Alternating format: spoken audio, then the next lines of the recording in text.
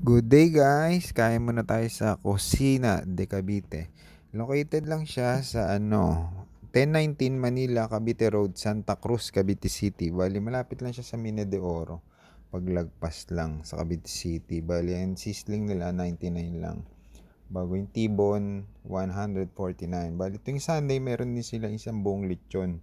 Titinda sila per kilo. Bali, ito po yung lugar nila. Maganda. Maluwang siya, wag umaaliwalas yung lugar.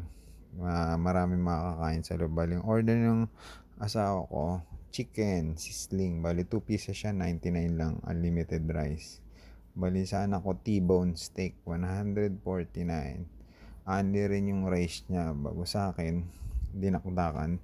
200 pesos, good for 2 siya. Hindi kasi ako nagra-rice eh. Bali na, taste test na tayo. First bite tayo ng dinakdakan. Sarap. Crunchy na, malambot siya na something niya. Bago yung T-bone, tinikman ko rin sa anak ko. Masarap yung T-bone, malambot. Bali, yung chicken, tinikman ko rin. Masarap yung chicken. Bali, ito yung page nila. Thanks for watching. Don't skip ads.